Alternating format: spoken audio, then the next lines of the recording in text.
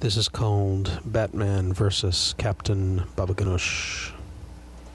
Batman is in a lousy mood tonight. He's got a headache. He's distracted, scatterbrained, snaps at Commissioner Gordon on the hotline, strips the gears on the Batmobile, and he didn't even tell Robin he was going out. The arch-villains are all away at a retreat in the Catskills, so he finds a sidewalk vendor hustling falafel and baba ganoush on an expired permit, although, truth be told, he initially pulled over just to eat something spicy and fried.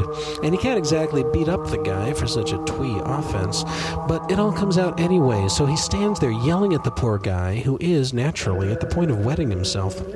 Here he is, trying to pay for his wife's night school, and maybe provide someone with an alternative to the same old hot dog. And along comes Mr. Cape Crusader guy, an event which, at first, he figures he'll be talking about at the poker game for years to come. But now, this hulking, bulletproof vigilante is stabbing him in the chest with a heavy, gloved finger, while barking meanly about law and order and public safety.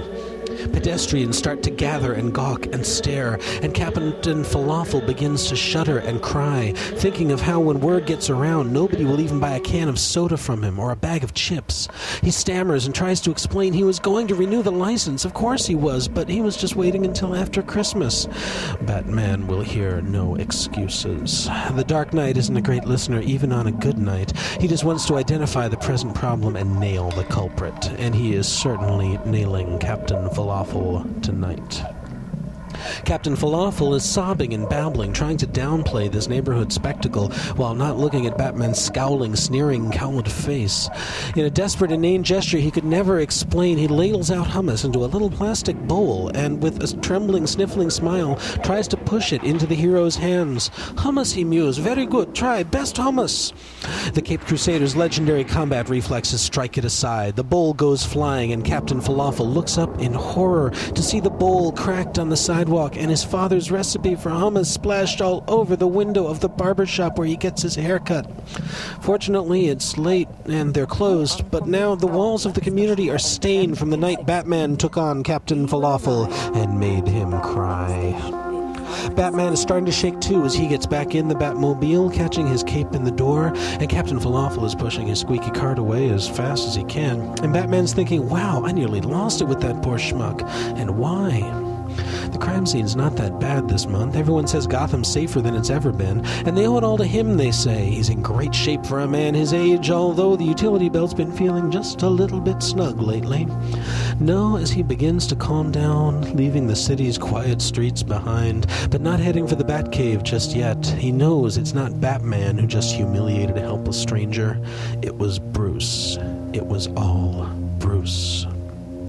Bruce Wayne, who's getting audited on Thursday, and of course he's got nothing to hide, but he still hasn't been able to find the papers his accountant sent detailing that orphanage deal back in June, and he remembers signing something about putting stately Wayne Manor on the historic registry, but he can't remember the date of the ceremony, and was he supposed to order the plaque, or were they taking care of that? Just like he forgot Babs Gordon's birthday last month. And sure, everyone knows Batman was real busy rescuing that kidnapped tennis star. But they just frown at Bruce and say, "Are you feeling okay? You're just not yourself these days." He's good at being Batman, he's the best, and he knows it. But lately he just can't get Bruce Wayne right. He's about ready to murder Bruce Wayne.